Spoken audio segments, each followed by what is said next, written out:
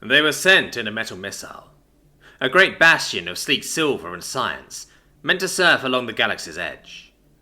Inside of their minds and hearts was a mission, a command given from the world's most prominent scientists. We're positive. It is intelligent life.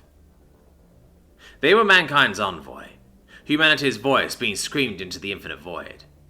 They were dressed proper, buttoned head to toe and hair slicked into a fine comb. Their hearts were filled with wonderful pride and an understanding that they were going to do the Earth proud. No sci-fi misunderstanding or tragic error would befall them. Humanity was taking the first steps, and she'd do so with grace. For years, the starship screeched across the night sky, heading right towards their planetary target. When news of the first hit of the Celestial Garden's discovery, the world rejoiced.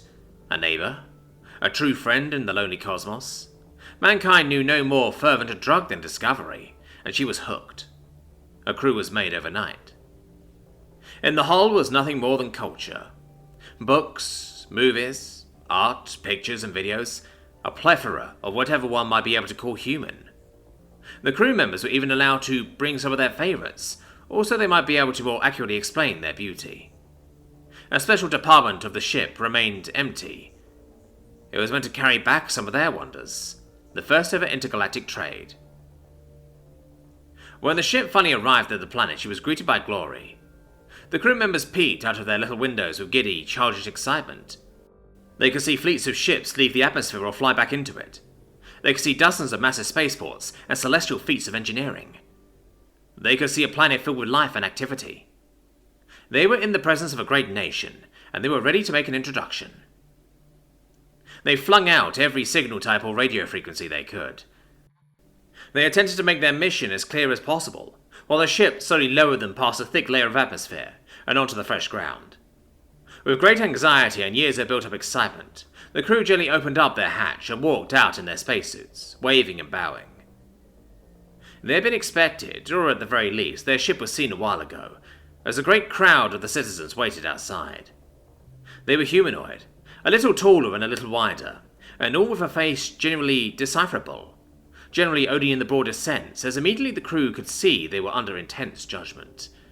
They just didn't know how. With grace and speed, they tried to show they were offering gifts. They used all of their diplomatic training, trying with everything they had to appear peaceful, and ready to begin some sort of translation efforts. No one had come up to greet them. The crew members were simply communicating with the crowd. They had expected a small group of specialists or officials to greet them, not whatever this was. But nonetheless, it couldn't stop them. They would complete their mission. Then it happened. It was like a flash in their minds. The crew members were slowly going through their pantomime, delicately trying to avoid misunderstandings while their anxiety rose. And they saw it. They got a deep and inescapable sense of what the crowd was feeling. It was undeniable, and suddenly they fumbled. They stopped their diplomacy and froze, looking out into the crowd, unable to grasp why this was happening.